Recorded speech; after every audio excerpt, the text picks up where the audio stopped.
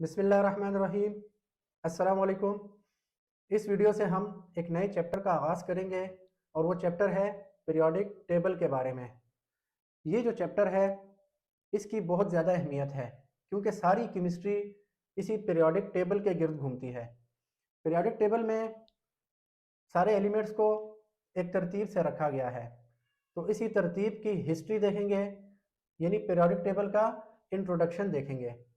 तो सबसे पहले 19वीं सेंचुरी में साइंसदानों ने यह महसूस किया कि जो जो एलिमेंट्स की तादाद, एलिमेंट्स की डिस्कवरी बढ़ रही है, अब इनको याद रखना, अलग अलग से इनको इनकी प्रॉपर्टीज़ को चेक करना ये मुश्किल होता जा रहा था। तो उन्होंने ये भी देखा कि मुख्तलिफ एलिमेंट्स की प्रॉपर्टीज़ आपस में रिजेंबल करती हैं, वो प्रॉपर्टीज़ में एक दूसरे के साथ मुशाबहत रखती हैं।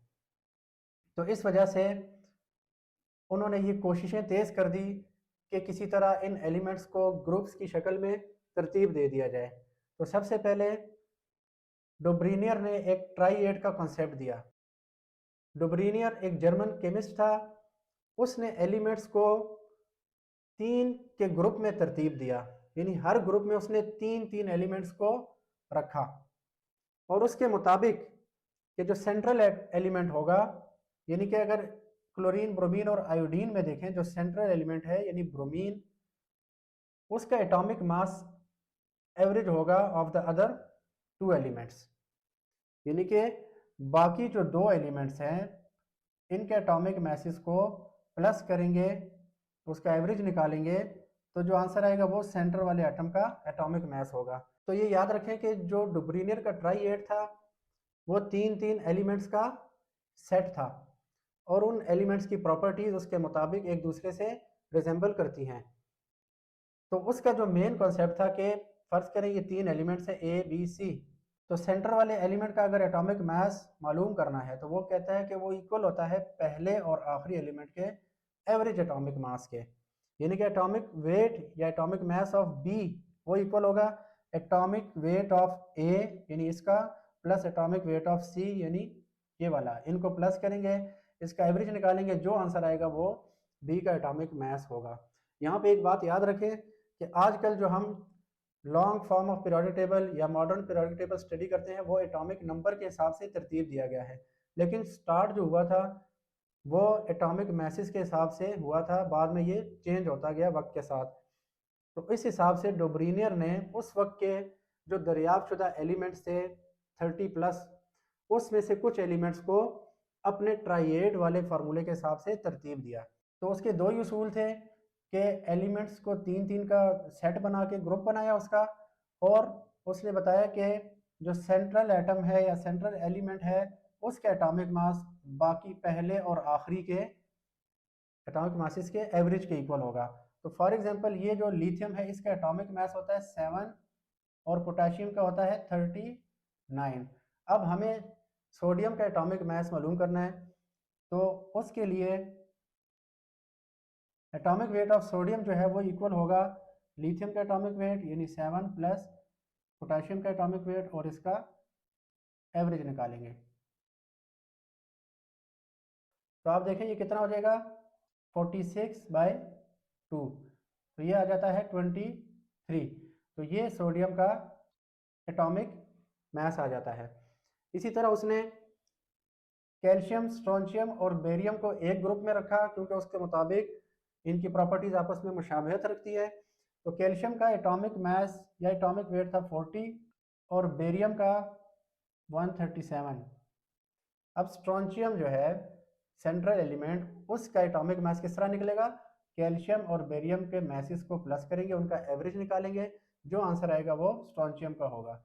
यानी कि अगर एटॉमिक वेट ऑफ स्ट्रोंशियम निकालना है वो इक्वल हो जाएगा कैल्शियम का एटॉमिक वेट प्लस बेरियम का एटॉमिक वेट और उनका एवरेज निकालेंगे, तो ये हमारे पास आ जाएगा 88.5।